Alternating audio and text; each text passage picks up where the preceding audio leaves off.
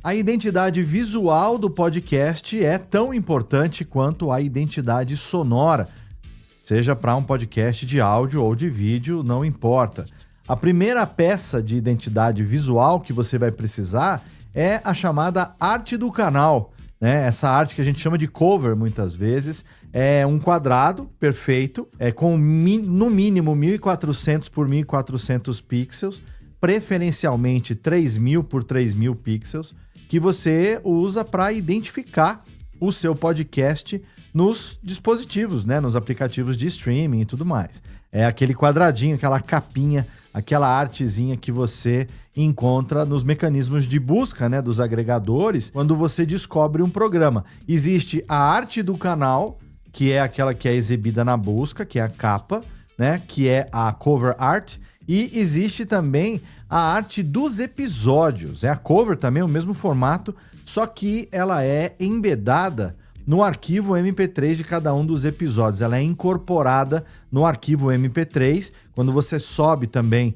para o serviço de hospedagem, né, na nuvem, ele pede a capa do episódio e invariavelmente é essa capa quadrada. Mas para chegar nela, você vai precisar também do logo, né? Você vai precisar de uma identidade para o seu programa, né? Com uma fonte adequada, com cores adequadas. Se você já tem uma marca, fica mais fácil, porque aí você provavelmente vai adaptar essa marca ou fazer alguma coisa derivada dessa marca para o seu podcast. Um exemplo é a Radiofobia, né? Eu tenho o meu podcast, o Radiofobia, que nasceu primeiro, depois, através dele, nasceu a Radiofobia Podcast Network, e nessa rede de podcasts, né? Na minha rede de podcasts, a gente tem vários programas. Se você entrar lá no nosso site, radiofobia.com.br/podcast, você vai reparar que a gente tem uma identidade visual e todos os programas dentro da rede,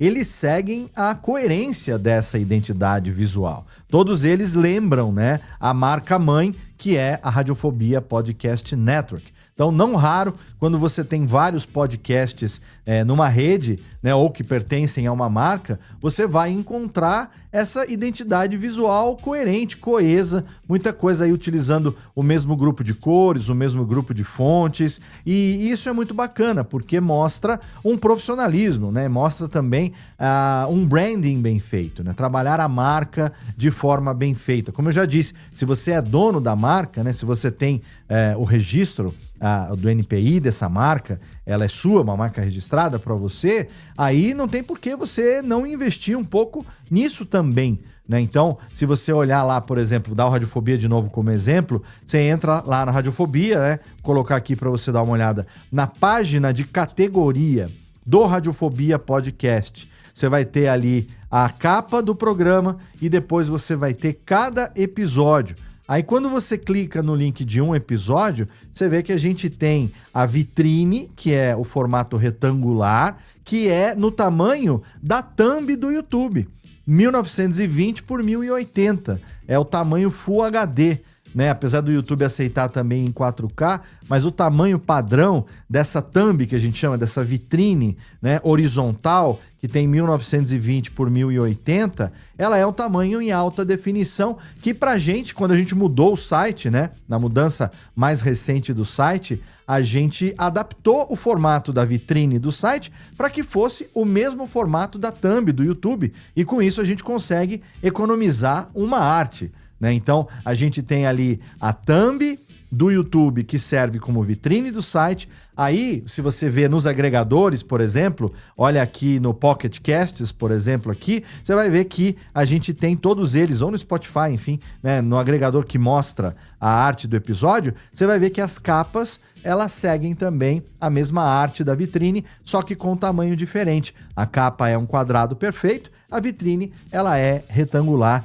na horizontal, seguindo o tamanho da thumb do YouTube. Se você escolher ter um site, vou falar um pouco melhor de site daqui a pouco, essa vitrine, ela vai ser de tamanhos diferentes de acordo com o template do site que você estiver utilizando, ou pode até não ter vitrine. Você pode até optar por trabalhar só com a cover, porque, via de regra, você vai precisar dessa cover para incorporar ela nos arquivos MP3 para poder exibir nos episódios. Então, se você tiver um template né, de podcast, caso você resolva ter um site, e nesse template você quiser configurar o tamanho das artes dos episódios para serem quadrados iguais às covers, então você vai economizar um trabalho também. E aí você não vai precisar fazer esse tamanho, né, de thumb, de vitrine retangular na horizontal. Se você for fazer no YouTube, se for um vídeo podcast, se você for gravar ao vivo, ou mesmo se você depois for fazer um podcast em áudio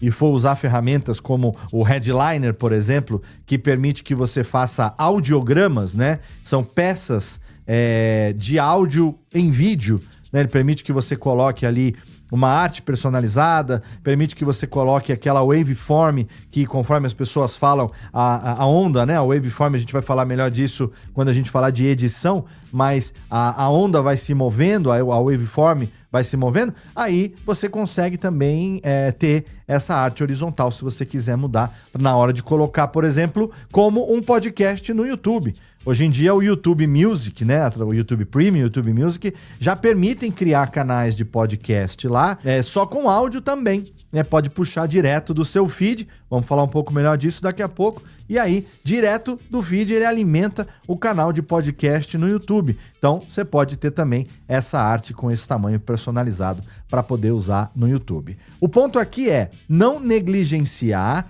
a importância que a identidade visual tem na construção do seu podcast, tanto quanto a identidade sonora.